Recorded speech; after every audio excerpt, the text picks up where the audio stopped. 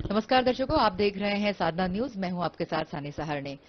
दर्शकों, जैसे जैसे देश दुनिया प्रगति कर रहा है, हम भी प्रगति कर रहे हैं। इसमें कोई शक नहीं है कि देश दुनिया की प्रगति से हमारी प्रगति रुकी हो, पर कहीं ना कहीं देखा होगा आपने कि हम अपने स्वास्थ्य की अनदेखी कर रहे हैं। जब हमारे साथ स्वास्थ्य समस्याएं हमको घेर लेती हैं, तब हम डॉक्टर के पास जाते हैं। मैं बात कर रही हूं दर्शकों आंखों की। जी हाँ, इस बार हमने देखा होगा कि डिजिटलाइजेशन के इस दुनिया में लोगों के पास मोबाइल फोन होना एक बहुत ही कॉमन सी बात है। पर छोटे बच्चों को मोबाइल फोन देके उनके साथ समय बिताना, घंटों रील्स देखना और बाहर घूमते वक्त भी, गाड़ी चलाते वक्त भी मोबाइल फोन्स पर नजर टिकी रहती है। जो वर्किंग प्रोफेशनल्स हैं उनके लिए तो ठीक है, पर गृहिणी, बड़े बुजुर्ग घरों में सभी मोबाइल फोन से आजकल चिपके रहते हैं। और दिवाली जैसे बड़े पर्व पर भी हमने देखा कि लोग रील्स को देख देख के इतने आमादा हुए कि बच्चों ने एक कार्बाइड गन खरीदी, जो कि मात्र 150 रुपए से 200 रुपए की आती है। और उस गन से अभी फिलहाल, जो इसी दिवाली की बात हम आपको बता रहे हैं, ऐसे 262 बच्चे जिन्होंने अपनी आंखों की रोशनी गंवा दी, कई एडमिट है, कई आईसीयू में भर्ती हैं। तो ऐसी छोटी सी गलती और इतनी भारी उसका भुगतान अपनी आंखों पर उनको करना पड़ता है। क्यों हम अपनी आंखों की अनदेखी करते हैं? क्या कुछ आंखों के लिए हमें बचाव काम करना चाहिए? कैसे अपनी आंखों को हमें बचाना है? इसके लिए आज हम बात करेंगे भोपाल के प्रसिद्ध डॉक्टर ललित श्रीवास्तव, जो कि नेत्र रोग विशेषज्ञ हैं कमला नेहरू अस्पताल में, और जो कि हमीदिया हॉस्पिटल के परिसर में आता है और वरिष्ठ चिकित्सक हैं नेत्र रोग। उनसे बात करेंगे और जानेंगे कि कैसे अपनी आंखों की देखभाल करनी चाहिए। सर, आपका बहुत बहुत स्वागत है हमारे चैनल पे। और सर, जिस तरह से जो परिवेश चल रहा है सर, अभी लेटेस्ट दिवाली की बात हुई है सर, आपने देखा होगा कई घटनाएं घटी हैं, उस पर क्या प्रतिक्रिया देंगे? जैसा कि आपने बताया कि डिजिटल जो वर्ल्ड है उसमें नई जनरेशन बहुत ज़्यादा इन्वॉल्व है और ये एक लाइफ स्टाइल डिसीज में, लाइफ स्टाइल में हमारे आ गया है मोबाइल का यूज़, डिजिटल वर्ल्ड का यूज़। और उसका कारण ये भी है कि आउटर वर्ल्ड में जो हमारे पहले जो एक्टिविटीज़ होती थी उनमें ना तो अब बाहर प्लेग्राउंड्स हैं, ना वैसे खुले मैदान हैं, ना वैसे मोहल्ले हैं। लोग एक जगह कंसोलिडेटेड हो गए हैं, सेग्रीगेट हो गए हैं और वो तो उनने अपनी दुनिया को, स्वयं को मोबाइल के साथ जोड़ लिया है। इससे आंखों को तो काफ़ी नुकसान होता ही है। इसमें जो ब्लू लाइट होती है, एकोमोडेशन का ज्यादा यूज़ करते हैं, उसके कारण बच्चों को मायोपिया नामक एक रिफ्रैक्टिव एरर हो जाती है। आंखों में जलन होना, आंखें लाल होना, खुजली होना, इस टाइप की तकलीफें भी बच्चों को और हम सबों को होती हैं। इससे बचने के लिए हम लोग उनको बार बार सलाह देते हैं बच्चों को, छोटे बच्चे जो 12-14 साल से छोटे हैं वो कम से कम मोबाइल का बहुत कम उपयोग करें। एकदम तो प्रतिबंधित उनको नहीं कर सकते, पर ये सलाह दे सकते हैं कि 24 घंटे में आधा आधा घंटे के 2-3 बार से ज़्यादा का वो उपयोग ना करें। बड़ों को भी यही सलाह है कि वो मोबाइल का यूज़ कम करें, आवश्यकता पड़ने पे ही उसका उपयोग करें। एक्चुअली इसके अंदर जो ब्लू लाइट होती है तो उससे हमारे रेटिना की एक पिगमेंट्री एपिथेलियम करके एक लेयर होती है, वो थोड़ी सी नुकसान में चली जाती है। उसके कारण फिर हमारा रेजोल्यूशन पावर जो होता है, देखने की जो क्षमता है, बारीक चीज़ों को देखने की, कलर के डिस्क्रिमिनेशन की, उसको प्रभावित होने का अंदेशा बन जाता है। हाल ही में जो हमने देखा कि बच्चों ने कार्बाइड गन्स का उपयोग किया। एक्चुअली कार्बाइड वो पदार्थ है जिसके द्वारा कच्चे फलों को पकाने में उपयोग करते हैं, केमिकल है वो। दूसरा, गैस वेल्डिंग का सभी ने नाम सुना होगा। तो पहले क्या होता था, कार्बाइड और पानी में लाके एक सिलेंडर में गैस बना ली जाती थी और उससे फिर वेल्डिंग किया करते थे। वो भी कभी कभी दुर्घटना हम लोगों ने सुनी, आपने भी सुनी होंगी। उसमें भी काफी लोगों को क्षति हो जाती थी शरीर को, अगर वो सिलेंडर फट जाता था। सर, ये आपने बात कही जो क्षति हो जाती है, सर आपसे ये भी जानना चाहेंगे कि क्या सिर्फ आंखों को क्षति पहुंचती है उस गन से, या किसी बॉडी के किसी अन्य अंग को भी क्षति पहुंचती है? एक्चुअली कार्बाइड जब पानी के संपर्क में आती है तो एसिटिलीन गैस बनाती है। तो गैस अगर हमारे शरीर में, सांस में भी जाती है तो उसका केमिकल है, तो दुष्प्रभाव तो होता ही है। छोटी मोटी मात्रा में जाने में तो ऐसा नहीं होता है, हमारी बॉडी में रेजिस्टेंस पावर होता तो उसको वो क्षति को आगे नहीं बढ़ने देती। पर अगर ज्यादा एक्सप्लोजन हो तो वो नुकसान कर सकती है।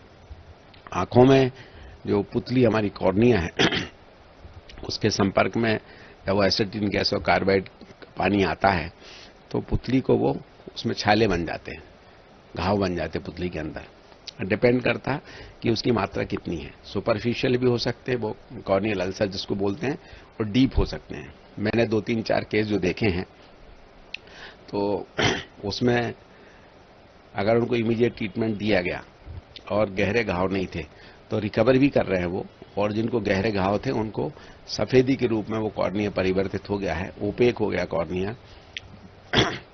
जब उनका कॉर्निया कुछ समय बाद ये ओपेसिफिकेशन जो है वो हील होगा तो बाद में इसमें कॉर्निया का प्रत्यारोपण, जिसको कि हम नेत्रदान कहते हैं, तो जो नेत्रदान के थ्रू हम उसके कॉर्निया को प्रत्यारोपित कर सकते हैं, केरेटोप्लास्टी। तो कोशिश की जाएगी कि उन बच्चों की आंखों में पुनः रोशनी उन्हें प्राप्त हो और पुनः वो अपनी इस अच्छी स्वस्थ दुनिया को देख सकें। सर बहुत अच्छी बात कही कि पर सर एक ये लंबा एक प्रक्रिया है, उन्हें वेट करना होगा, ताकि जैसे कि आपने बताया कि नेत्र प्रत्यारोपण उसकी प्रक्रिया काफी लंबी होती है, पहले हीलिंग होगी। दर्शकों को हम बताना चाहेंगे कि एक बहुत गंभीर समस्या जो अभी फिलहाल देखने को मिल रही है दीपावली के टाइम पे कार्बाइड गन से जिन बच्चों को नुकसान पहुंचा है उसके बारे में सर बता रहे हैं।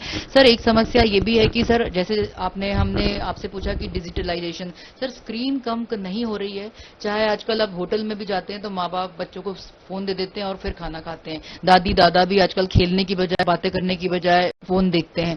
सर ये एक बहुत बड़ी समस्या है, इस कैसे आंखों में कितना नुकसान पहुंचता है। सर डायबिटीज की जो रोगी हैं उनके लिए आप क्या कहेंगे आंखों को लेकर? डायबिटीज के रोगी जो होते हैं उनको तो वैसे डायबिटिक रेटिनोपैथी होती है। अगर उनकी डायबिटीज लंबे समय तक बनी हुई है और वो अनियंत्रित है, ब्लड शुगर नॉर्मल लेवल से ज्यादा है, उसमें फ्लक्चुएशंस हैं, तो आंख के पर्दे पर खून के धब्बे, एक्जुडेट्स आ जाते हैं और उसके कारण उनकी रोशनी प्रभावित होती है।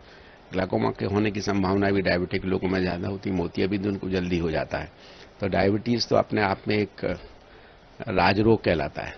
ये बीमारियां कभी क्योर नहीं होती, डायबिटीज, ब्लड प्रेशर इत्यादि, इनको नियंत्रित किया जा सकता है। तो उसमें लाइफ स्टाइल हमारी जो है वो नियमित होनी चाहिए, खान पान का हमें ध्यान रखना होता है, व्यायाम की जरूरत होती है, और सबसे बड़ी चीज जो मैंने देखा है, लोगों को मैं सलाह भी देता हूं कि they have to meditate. Meditation करने से हमारे अंदर पॉजिटिव हार्मोन्स, एंडोर्फिन इत्यादि सिक्रीट होते हैं, जो कि हमारी बीमारियों को ठीक करते हैं, हमारे विचारों को पवित्र करते हैं। मतलब हम शरीर से, मन से, विचारों से, व्यवहारिकता में, समाज में और आध्यात्मिक रूप से स्वस्थ बनते हैं। तो ये जो हमारे प्रधानमंत्री माननीय मोदी जी ने जो ध्यान दिवस 21 दिसंबर का जो डिक्लेयर करा है अंतर्राष्ट्रीय, ये एक दिन का नहीं है।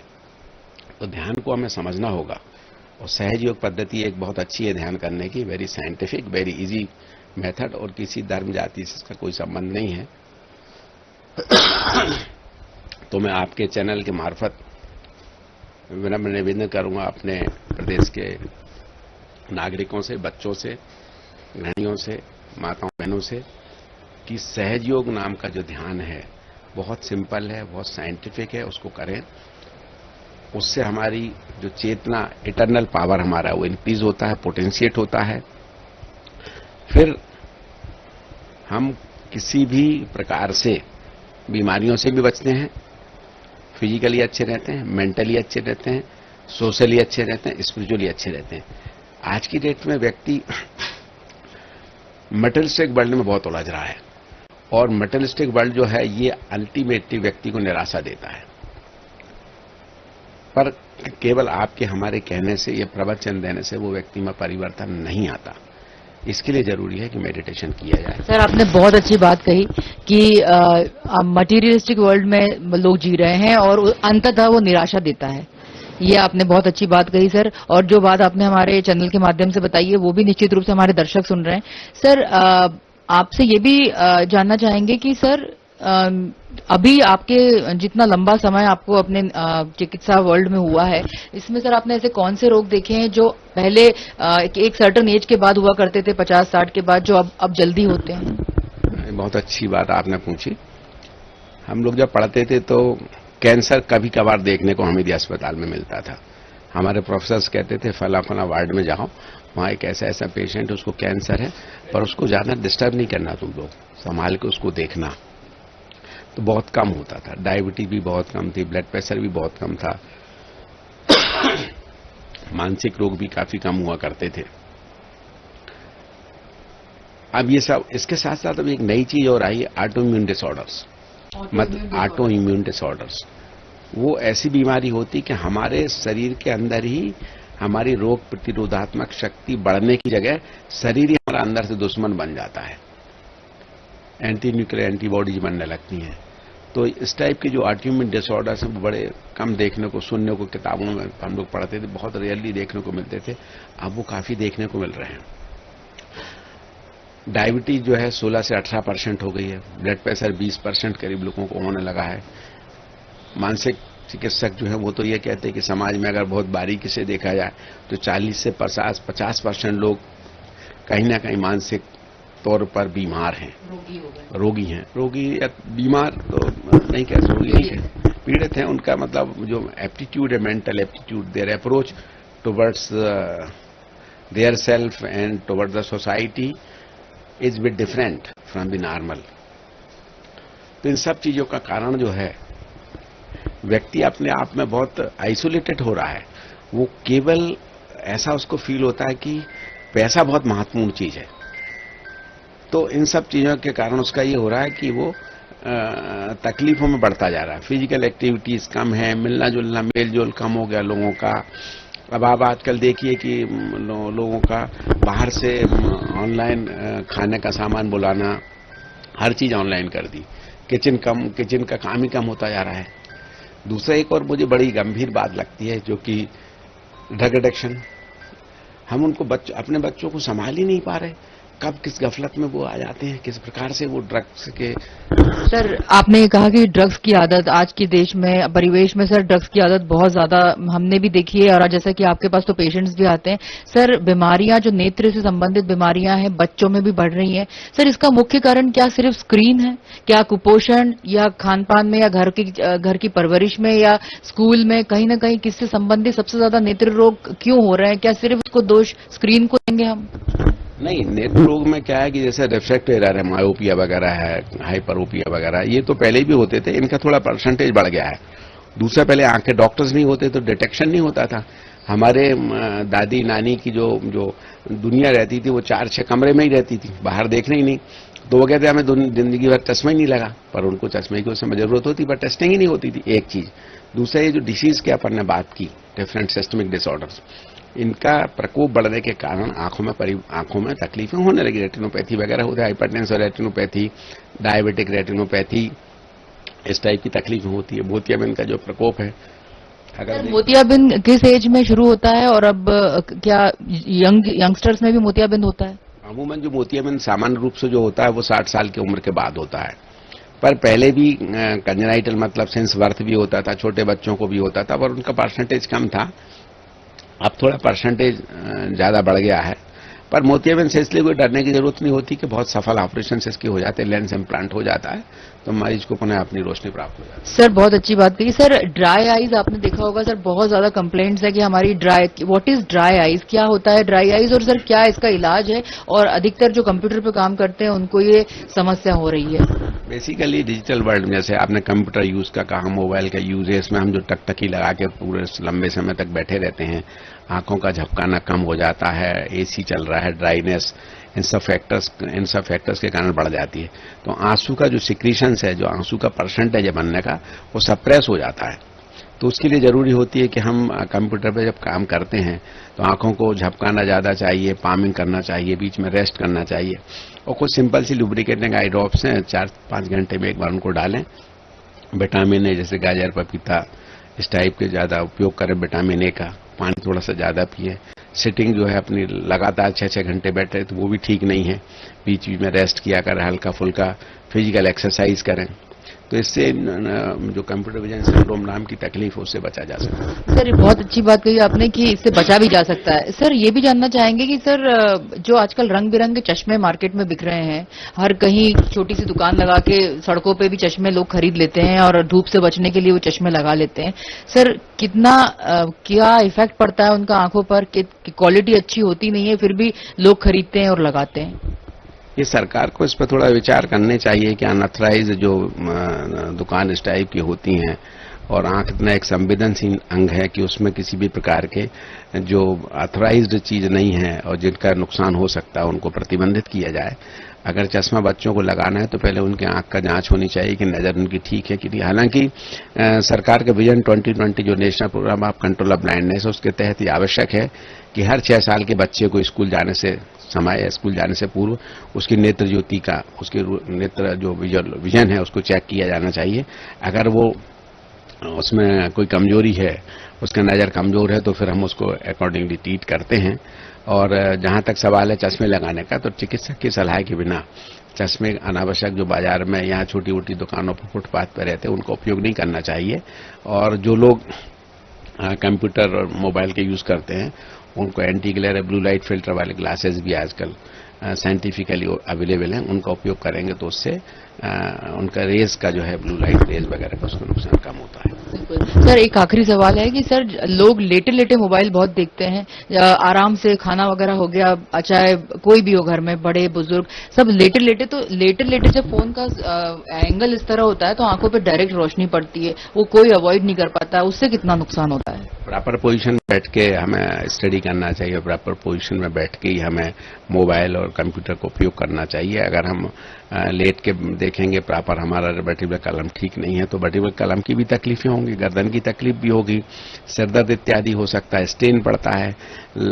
कमरे में लाइट का प्रॉपर इल्यूमिनेशन होना चाहिए, पूरा लाइट ऑफ करके कई बच्चे देखते रहते, वो भी गलत है। तो इन चीजों का ध्यान रखना बहुत जरूरी है। और आज की डेट में एक और चीज आपने देखी हो कि जो ये एलईडी लाइट का जो गाड़ियों का हेडलाइट है, ये इससे बहुत नुकसान हो रहा है। इससे नुकसान ये हो रहा है कि इतना जोर से हमारे रेटिना को वो स्टिमुलेट कर देता है कि फिर उसके बाद हमें बाजू का दिखता ही नहीं है। जो हमारी रॉड्स एंड कोन्स पिगमेंटरी एपिथेलियम जो हमारे आंख के अंदर है, वो उसमें रॉड्स एंड कोन्स से प्रोटीन्स होते हैं उसके अंदर, उनके वर्किंग के लिए वो गैप रहता है। जैसे कि हम धूप में रहते हैं, बचपन में हम खेलते थे, एकदम घर के अंदर पानी पीने आ जाते तो घर में कुछ देर तक हमें कुछ नहीं दिखता था। So it is like that कि जब एलईडी लाइट खूब जोर से आपकी आंख पे पड़ेगी तो बाजू में आपको कुछ दिखेगा ही नहीं। सर ये तो ऑथोराइज्ड होती है या इसके ऊपर किसी ने रोशनी नहीं डाली इस बात पर? नहीं, इस पे हम लोगों ने चर्चा की है, हमारे केंद्र सरकार से भी हम लोगों ने आग्रह किया है कि इस पर पुनर्विचार किया जाए। और ये जो हेडलाइट एलईडी लाइट्स हैं ये हमारे देश के लिए ठीक नहीं है, उन देशों के लिए हैं जहाँ पे फॉग बहुत होता है, जो ठंडे देश होते हैं, जहाँ दिन में भी सूरज नहीं निकलता, तो वहाँ की स्थिति में एलईडी लाइट उनको अप्रूव्ड होती। हमारे देश में ऐसा नहीं होता, दिन में तो हमारे रोशनी बहुत अच्छी रहती है और रात को इसकी जरूरत नहीं है। रात में हेलोजन लाइट जो हमारी होती हैं येलो कलर वाली, वो ठीक रहती है, इससे भी कई एक्सीडेंट्स होते हैं। इस पर विचार करने की बहुत जरूरत है। ड्रग्स पर, ड्रग एडिक्शन से हमें बच्चों को बचाना है, उनको हमारे भारतीय परंपरा और संस्कार के तहत जो हमारे संस्कार हैं उससे हमें उनको उनके अंदर रखना है।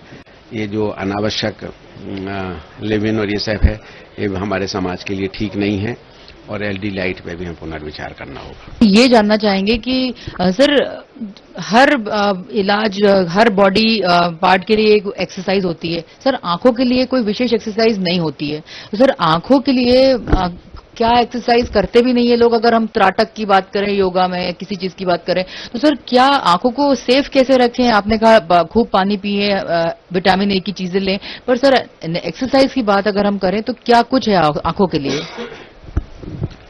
आंखों के लिए विशेष रूप से कोई ऐसी एक्सरसाइज की जरूरत नहीं होती। कभी कभी बच्चों को कन्वर्ज इंसफिशियंसी करके तकलीफ होती है, जिसमें नजदीक के पढ़ने के समय उनको सिर दर्द होने लगता है, तो हम लोग उनको कन्वर्जेंस एक्सरसाइज करने की सलाह देते हैं। बहुत सिंपल होती है, वो हम लोग बता देते हैं।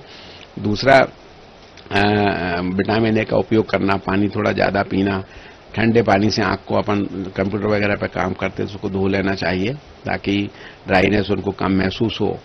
दूसरा, जो एसी वगैरह का उपयोग है उसके कारण ह्यूमिडिटी कम रहती है, तो उससे हमें ड्राइनेस थोड़ी सी बढ़ जाती है, तकलीफ बढ़ जाती है, तो उससे बचने की जरूरी है कि एसी वगैरह में हम थोड़ा कम बैठें। अगर बैठे तो डायरेक्ट उसका वेंट जो है वो आंखों के ऊपर ना उसका असर आए। सर आप अध्यात्म से भी जुड़े हुए हैं, ये हमारा आखिरी सवाल आपसे कि आध्यात्मिक होने के नाते, बीइंग आई सर्जन और साथ में अध्यात्म के प्रति रुझान, सर कितना उसका जुड़ाव देख रहे हैं? सर मेडिकल साइंस में मेडिटेशन और अध्यात्म, ये सारी चीजें कितना फिट बैठती है? आध्यात्म बेसिकली बेटा ये मेडिटेशन जो है हमारे शरीर के दो पार्ट हैं। एक फिजिकल शरीर जो हम देख रहे हैं कि है, और एक हमारी इटर्नल पावर जिसको हम आत्मा बोलते हैं। हम अगर कोई भी काम करते हैं, फॉर एग्जांपल हमने किसी चीज चोरी की कोई, तो हमें अंदर से पता चोरी क्यों, चोरी वर्ड जो हमें कैसे समझ में आया, गलत है ना चोरी करना, तो वो अंदर की इटर्नल पावर हमें बताती कि अरे तुमने चोरी करी, ये नहीं करना चाहिए। अब बात आती है कि अगर आपका मटेरियलिस्टिक जो शरीर है, ये ज्यादा भौतिक शरीर आपका ज्यादा डोमिनेट कर रहा है, तो आप उस चोरी को इग्नोर कर देंगे, और अगर आपके इटर्नल पावर स्ट्रांग होगी तो आप करेंगे नहीं उस काम को। कोई भी काम जो हमें इटर्नली अंदर से ये कहता है कि ये गलत है, वो इटर्नल पावर दिखाता है हमें, इटर्नल पावर हमें बताता है। कोई भी काम हो, छोटा बड़ा, उसमें मतलब नहीं है। तो उस इटर्नल पावर को इंप्रूव करने के लिए मेडिटेशन करना जरूरी है। अब मेडिटेशन का ये है कि लोग उसको समझें पहले कि यम, नियम, आहार, प्रत्याहार, प्राणायाम, ये मटेरियलिस्टिक वर्ल्ड से संबंधित विषय हैं। 5 स्टेप, ध्यान, धारणा, समाधि, ये है स्पिरिचुअल अपलिमेंट के लिए, आध्यात्मिक उत्थान के लिए। जनरली हम जब अपने उस कंडीशंस में रहते हैं तो हमारे अंदर स्ट्रेस रहता है। स्ट्रेस के कारण हमारे अंदर एड्रेनलिन और कार्टिजोल करके हार्मोन सीक्रेट होते हैं, वो हमें बीमार करते हैं, वो द्वेलित करते हैं, अहंकार में डालते हैं, क्रोध में डालते हैं, डोमिनेशन में डालते हैं, मैं करके अहंकार बढ़ता है उनका। पर when we start to do meditation, तो वो इटर्नल पावर हमारा इंप्रूव होता है, और वो हमें उस मंजिल की ओर ले जाता है जो सत्य है, जो प्रेम है, जो भेदभाव नहीं सिखाता, जो बुरा करना। दीपावली क्या है? हे परमात्मा, हे परवरदिगार, हे गुरु नानक साहब, हम सब आपके बच्चे हैं, हमारे हृदय में उस ज्योति का, उस दीपक को जला दीजिए जिसमें सबों के प्रति प्रेम हो, सबों के प्रति सत्य की भावना हो, हम किसी के साथ भेदभाव न करें, हम किसी का गलत ना करें। इस प्रकार का दीपक हमें दीपावली पे जलाना है। तो आध्यात्मिक उन्नति में वो दीपक जब जलने लगता है, तो हमारा इटर्नल पावर जब स्ट्रांग हो जाता है, तो फिर मटेरियलिस्टिक वर्ल्ड की चीजों में हम इन्वॉल्व तो रहते उतने ही जितना कि समुद्र में रहने वाली मछली को पानी की जरूरत, तो पूरा समुद्र नहीं पीती वो। हम तो पूरा समुद्र पीने की कोशिश करते हैं, सब कुछ मुझे चाहिए, मैडम को कुछ ना मिले, भैया को कुछ ना मिले। ये गलत है। जब हम आध्यात्मिक राह पे होते हैं और ट्रूली हम स्पिरिचुअल पावर को महसूस करने लगते हैं, तो हमारे अंदर वो संतुलन आ जाता है कि हमें एक मकान की जरूरत है, एक गाड़ी की जरूरत है, 4 जोड़ी कपड़े, 2 टाइम का अच्छा खाना, घर में शांति, बच्चों का उत्थान, मोहल्ले वाले हमारे साथी अच्छे रहें, परिवार के लोग अच्छे रहें, हमारे देश के लोग अच्छे रहें, सबका परमात्मा ईश्वर निर्गुण निराकार शक्ति है, वो सबका भला करे। तो ध्यान करते करते ये चीज अंदर से आपकी व्यवस्थित और मजबूत होने लगती है।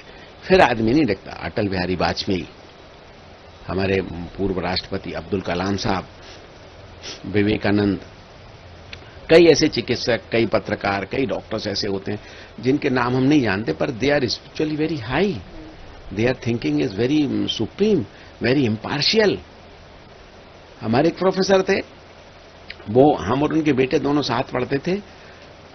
उन्होंने मुझे ज्यादा नंबर दिए, अपने बेटे को थोड़े कम दिए, और ये कहा कि नहीं, ललित ज्यादा होशियार है मेरे बेटे से। तो ऐसे व्यक्तित्व जो हैं स्पिरिचुअली बहुत गहराई में रहते हैं लोग, तभी ऐसा निर्णय ले पाते हैं। मेरा निवेदन है कि सब लोग सहयोग, एक बहुत सिंपल पद्धति, उसके यूट्यूब में देख के उसका ध्यान करें और अपने जीवन को आनंद में, सुखी, समृद्ध और स्वस्थ बनाएं। सर, बहुत बहुत धन्यवाद हमसे जुड़ने के लिए और तमाम महत्वपूर्ण जानकारियां हमसे साझा करने के लिए, हमारे दर्शकों के साथ साझा करने के लिए बहुत बहुत धन्यवाद। दर्शकों, जैसे कि आपने जाना कि भोपाल के सुप्रसिद्ध नेत्र रोग विशेषज्ञ डॉक्टर ललित श्रीवास्तव जी ने कहा कि अध्यात्म को अपने जीवन में उतारें, और जो आपका जीवन का जो लाइफस्टाइल है उसमें मैं को ज्यादा महत्व न दें। आजकल की आपाधापी की दुनिया में लोग अपने स्वास्थ्य की अनदेखी कर रहे हैं, लोग अपने स्वास्थ्य के साथ खिलवाड़ कर रहे हैं, ऑनलाइन फूड ऑर्डर करते हैं, घर पे बनाते नहीं हैं, बाहर खाते हैं, मोबाइल स्क्रीन पर ज्यादा समय बिताते हैं, अपने बच्चों की भी अनदेखी करते हैं और अपनी स्वास्थ्य के साथ अनदेखी करते हैं। हैं। साथ में अगर हमने बात करी नेत्र रोग विशेषज्ञ से, तो आंखों का ध्यान सबसे ज्यादा आपको रखना चाहिए, क्योंकि सबसे ज्यादा अनदेखी हम आंखों की करते हैं। नंबर बढ़ जाता है तो चश्मा लगा लेते हैं, और यदि कुछ ज्यादा प्रॉब्लम होती है तो हम डॉक्टर के पास जाके उसका समाधान ढूंढते हैं, पर हम स्क्रीन टाइम कम नहीं करते हैं।